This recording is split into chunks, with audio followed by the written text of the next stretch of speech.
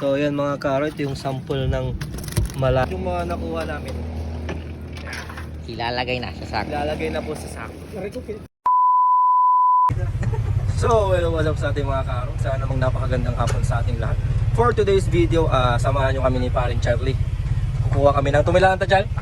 Kukuha kami ng takong sa barangay Dumalandan kay Pare Jose. So tara, samahan nyo kami. Let's go! Yan na nga mga kaaro, bali nasa Dumalanda na tayo. Malapit-lapit na rin tayo kay Pare Jose. Kaya konting tiis na lang. Yan, eto na nga mga kaaro.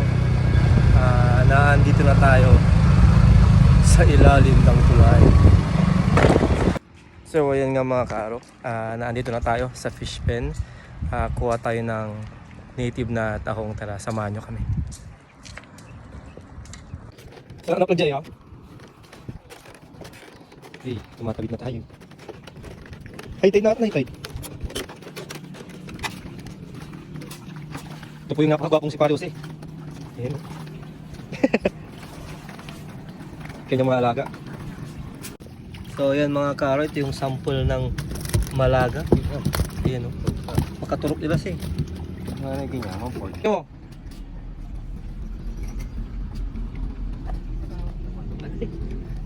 Ayan. Ito po ang ano, tinatawag sa atan? Tahong na native. Tahong na native. Ayan o. Yan o. Tahong na native. Ayan o.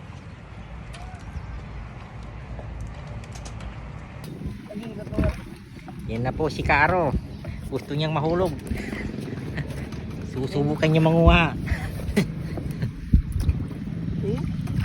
Oh. Yagi ka to. Uli ka bituwa.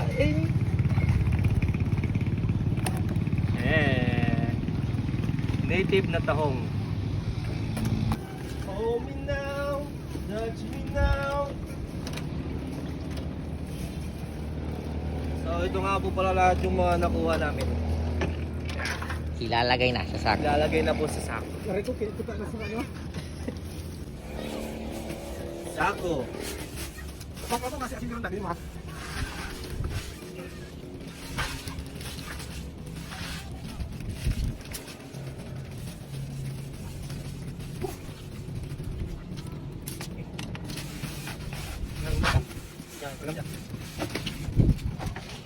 At yun po, may swimmer doon.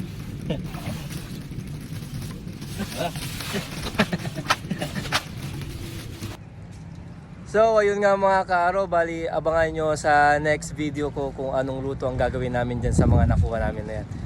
Shoutout nga pala kay Pare Jose, ayun o. At saka kay Pare Charlie, ayun o. Hanggang sa ulitin.